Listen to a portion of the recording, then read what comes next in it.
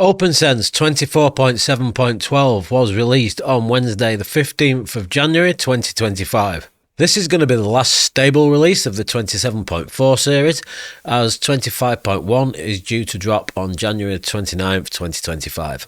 There's a number of plugin updates, so let's see what they bring first. Sheridan Computers, IT, Communications, Support.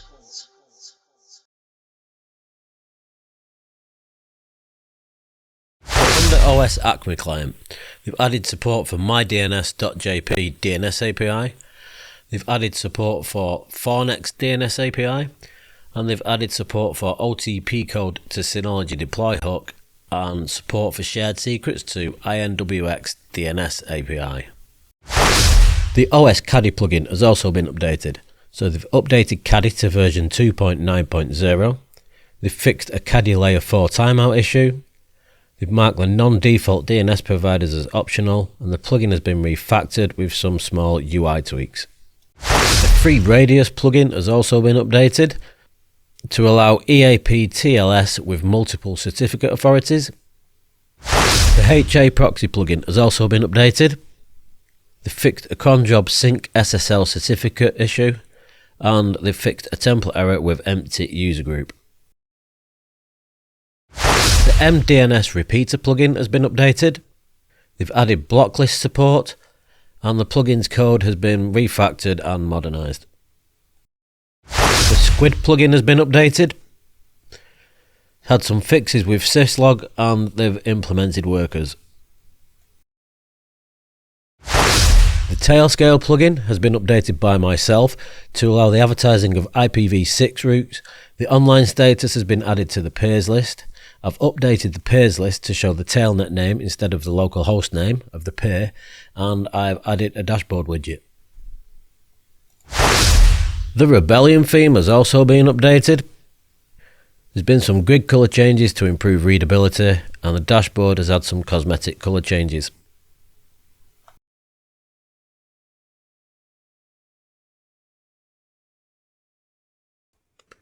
In addition to those plugins that have been updated, there's also been a number of updates to the core FreeBSD packages, including curl, which has been updated to 8.11.1, libpfctl, which has been upgraded to 0.15, PHP has been upgraded to 8.2.27, and Python has been upgraded to 3.11.11.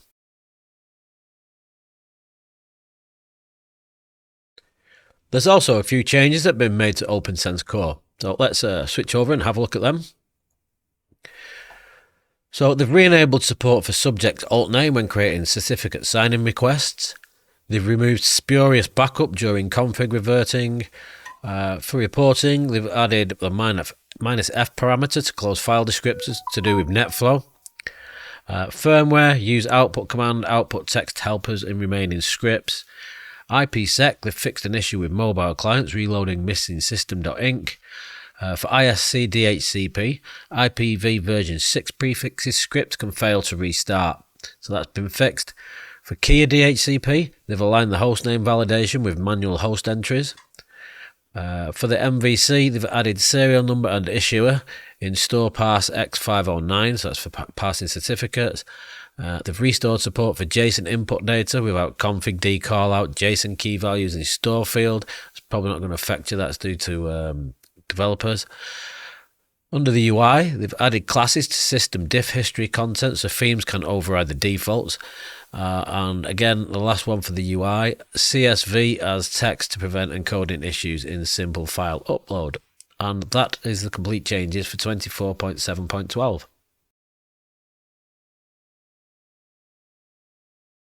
I guess the video wouldn't be complete unless I did an upgrade to the current 24.7.12 to show you that there's not an issue. So let's switch over and do that now. So this system is on 24.7.11.2 and we're going to do the 24.7.12 upgrade. It's quite straightforward, but before we do that, I'm going to go into snapshots as it's just good practice, and I'm going to create a new snapshot. And I'll call this 24.7.11_2 working. And I'll save it. So if there are any issues, I can just roll back to that snapshot. So let's go ahead and click firmware and go to updates, check for updates. So howdy, these are the patch notes that I've basically just gone over. So 24.7.12. So we're going to go ahead, scroll down and click on update. As mentioned, a reboot will be required because it does upgrade the OPNsense kernel.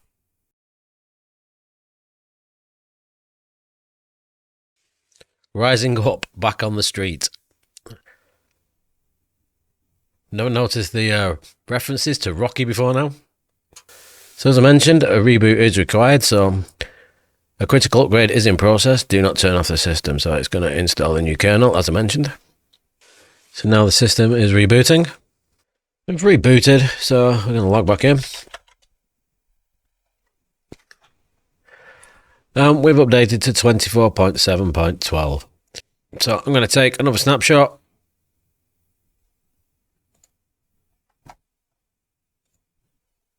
Call this 24.7 and 12. So it's 24.7.12. Okay, I think we're about reaching the end of the video here.